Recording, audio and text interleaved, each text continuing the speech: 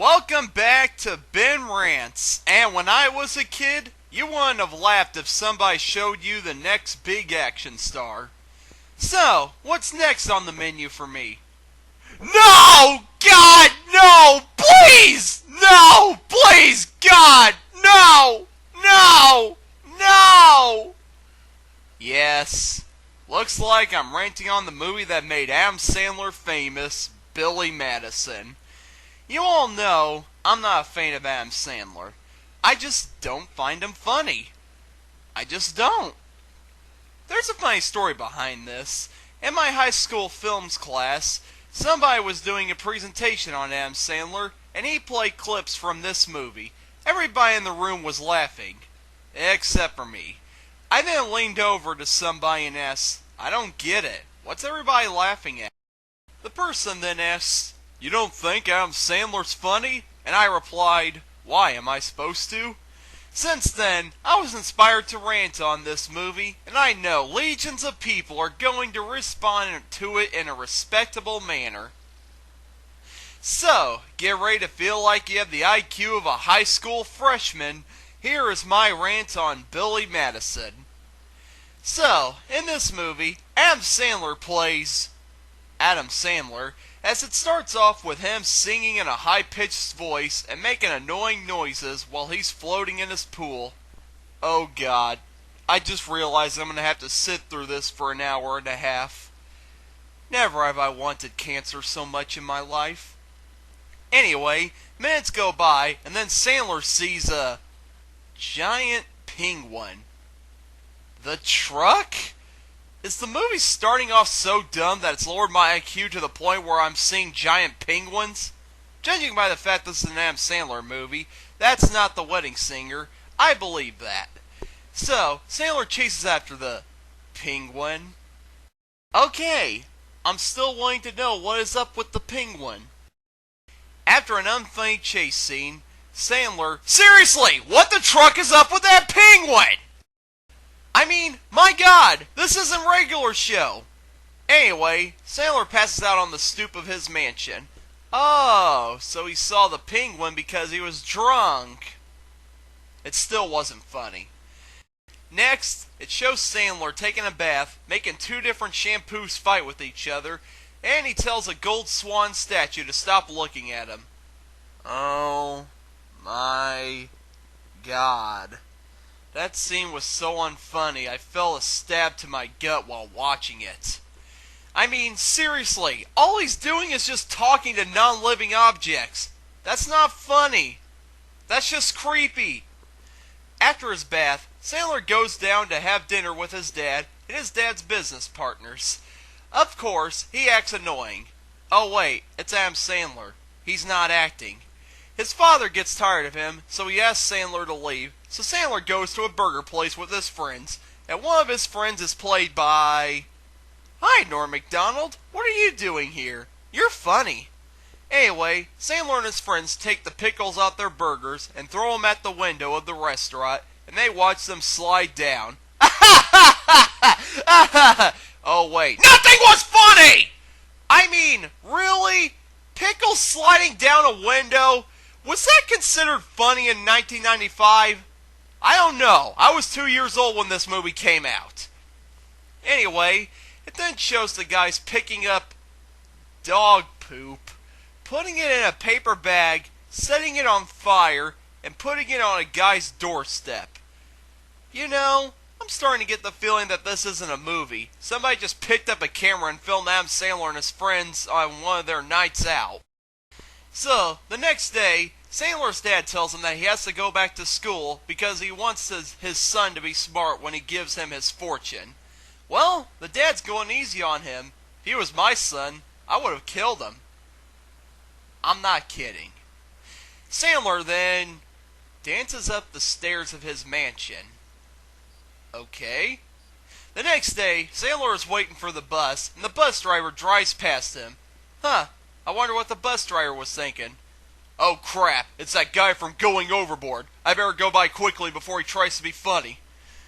Anyway, Sandler is dropped off at school, and he goes into the classroom for first grade. The teacher reads a story, and Sandler rants about the kid in this story. Isn't that cute? He thinks him yelling at something is funny. Who in the right mind would think that ranting on things in the entertainment media is funny and make a hobby out of it? Whoever does that should feel really ashamed of themselves. At lunchtime, Sandler argues with a kid about video games. The kid is like, Donkey Kong sucks. Sandler is like, no, you suck! Ah, the birth of an internet troll. So, after some unfunny scenes, Sandler passes first grade. Wait, what?! He passes first grade in 2 weeks? The heck?! You remember when you only had to go through first grade for 2 weeks instead of a year like all the other losers? That's right, I do too! So, they hold a party for Sandler. At this party, a clown on stilts falls over and starts bleeding. Sandler and a bunch of the kids laugh at him. Can one of you get up and call an ambulance or something? I mean, I'm just saying, he's sitting there bleeding. That's not funny, and I really think he needs help. Oh, you're not going to? Well, whatever. Anyway, it cuts to Sandler in second grade. He spells couch and moves on to third grade. Hey, remember when you passed second grade just by being able to spell couch? Me too! In third grade, he writes cursive on the blackboard, he messes up, yells, and walks out of the class. I just know that if somebody who was actually funny was in this movie, I'd be laughing my hiney off. A few days go by, and the class goes on a field trip. Some kid in an unfunny way throws a sandwich at the bus driver, played by... Hi, Chris Farley! What are you doing here? You're funny too! Anyway, they arrive at an old-timely village, and Sandler's little friend pees his pants. So, Sandler puts water on his pants to make it look like he did. He then tells all the other kids that peeing their pants is cool. Okay, seriously? Is this a movie that people my age seriously find funny? I mean, really? I've known 10-year-olds that won't laugh at this crap. Pee. Pee is funny. I don't know why, but it's just this. I'm a smart guy. Anyway, Sandler passes the third grade, and another party for him is held. Sandler starts to warm up to Veronica, the third grade teacher. Okay, a romantic subplot. I'm all for romance. Maybe this could show that this movie is treating its viewers like we have functioning brain cells. Don't I have a nice rack? Then again, maybe not.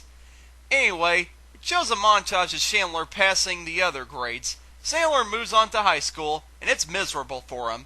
When he's in high school, a running gag starts where a kid named Doyle picks on Sandler. Oh, that character will come up later. We'll get to him.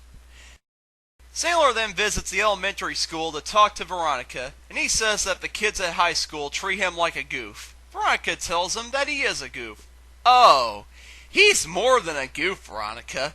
He's a nuisance, an idiot, a conceited jerk who thinks he's funny, a moron, one of Satan's right-hand men, a person that just makes me want to facepalm myself and ask where did his parents go wrong, a complete waste of oxygen, and a talentless hack whose movie's box office receipts consist mostly of money of drunk college students who will laugh at anything that annoys other people!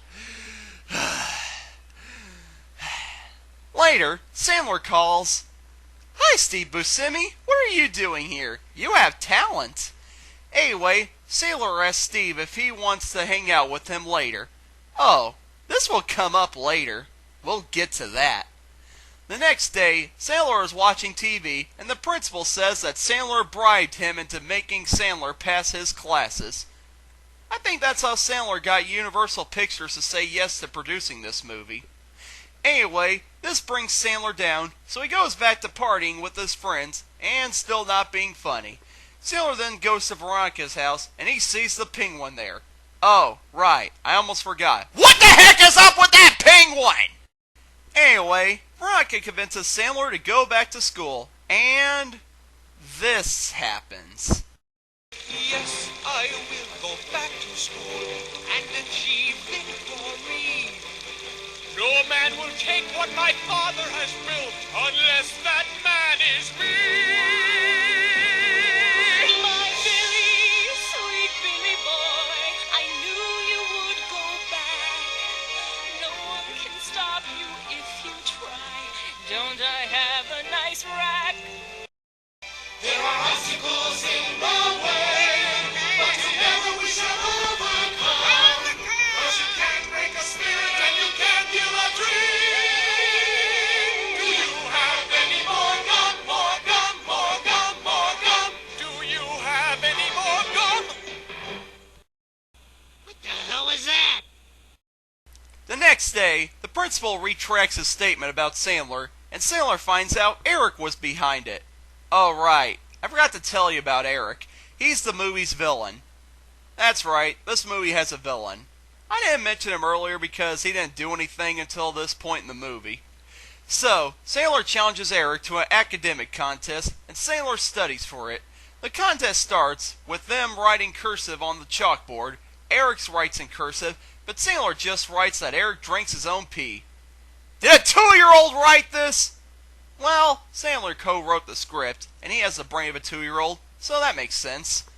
So, the contest goes on with unfunny things happening. In the next scene, the Doyle family is driving in a car, and the car slips on a banana peel and falls off a cliff, and the whole family dies. Well, that came from out of nowhere. Great, now this movie's going to do a 180 and turn into a dramatic and sad movie. The contest begins its final round. Wait, stop! A family of minor characters just died. Isn't anybody going to acknowledge that? Hello? Anybody? What was the point of that scene? It wasn't funny. It was just cruel and mean-spirited. Hello? Oh, screw it. Anyway, the final round of the contest is Sandler and Eric in a Jeopardy-esque challenge in an auditorium. Sandler somehow wins, causing Eric to go crazy and start shooting people. That's it, Eric. Kill Adam Sandler. Punish him for leaving Saturday Night Live. However, Steve Buscemi comes out of nowhere and shoots Eric. What?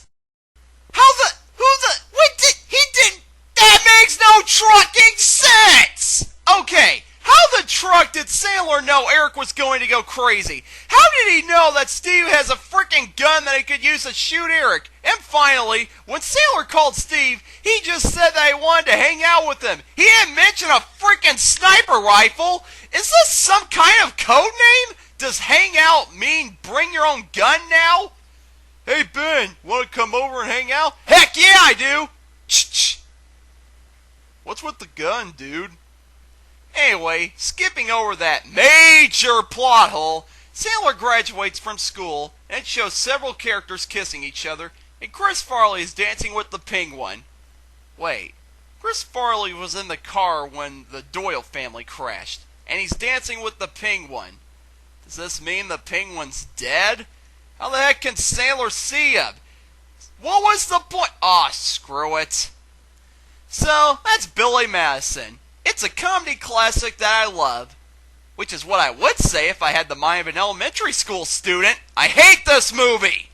Sandler is annoying, the jokes lack anatomy, and are mostly Sandler being annoying, gross, or both. There are plot points that don't add up, and overall, it's just a big, unfunny mess. The only good part is the credits, because Billy Squier's song The Stroke plays, and it's awesome. Now that I think about it, it's kind of appropriate seeing how this movie could cause me to have a stroke. So yeah, I'm not a fan of this movie. However, I understand that there are people out there that love it, and I'm okay with that. We all have different tastes in comedy, and I can see why this movie is popular. So, Internet, I hope you're on good tidings with me, and... Oh boy, that must be the UPS man delivering my Christmas presents. Well, it wasn't the UPS man, but the Internet sent me a present. It's a ticking pineapple! I've never wanted one, but it's the thought that counts. I love it! I have no idea what I'm going to do with this thing, but I'm glad to see that the Internet and I are at peace, and I don't have to worry about them trying to kill me. La la la la la, ticking pineapple. It's kind of cold and clanky though. It does kind of look like a...